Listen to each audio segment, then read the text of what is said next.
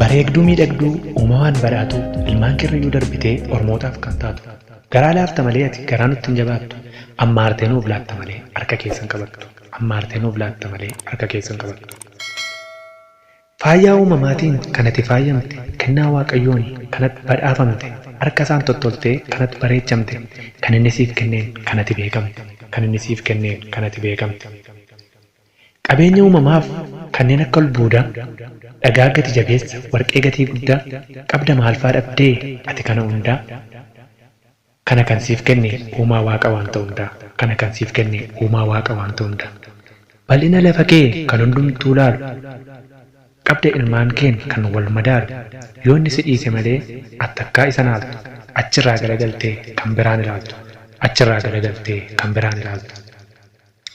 Lafa dagee qonnaaf ta'u sululaaf gaarreen kan jallisiif oolan aroowwan lageen irra jiraachuufis kan ta'u ijaarsa manneenii kan hafan baay'ee kanan jedhe muraasa kanneen kan hafan baay'ee kanan jedhe muraasa kanneen.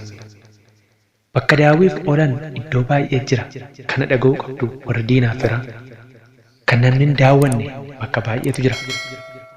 Kun kan nuuf kenname namaan miti waaqa uumaa bira kun kan nuuf kenname namaan miti waaqa uumaa bira. Jalli kee bishaani irri kee midhaani hunduma quubsita warra beela'ani balaan hongee dhufes akkuma namaani kana furuufis akaanu gamtaani kana furuufis akaanu gamtaani. Bineensa bosonaa kan daawwiif oolani Oromoonni marti kan ittiin boonani daawwattoonni keenyas kan ittiin bohaaran qabaasaa yoo beekneef nuuf kenneera uumaani qabaasaa yoo beekneef nuuf kenneera uumaani.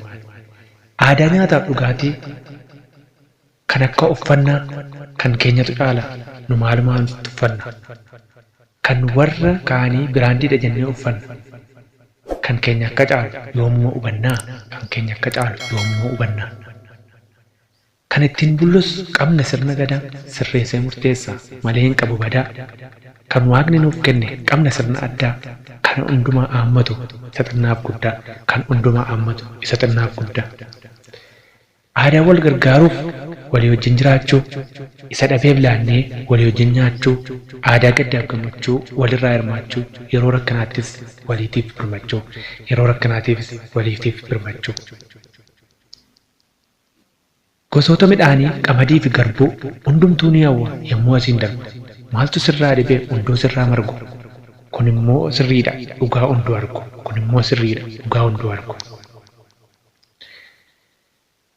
Loqoda afaanii Booranaa Baareentuu qabeetu wal dhaabaa waliisaa utubeetu qofaatti dhaabbata maleen maxxanu akka eertu Oromoon guddaa akka ta'e isiniyyuu beektu Oromoon guddaa akka ta'e isiniyyuu beektu. Goototas nuun magarsitee kan akka Taaddasaa Facee kan dhalootaaf ka'anii darban qaccee lubbuu isaanii kennanii kan hambisan hambaa seenaan isaanii hin badu dhalootaa dhalootatti darbaa seenaan isaanii hin badu dhalootaa dhalootatti darbaa.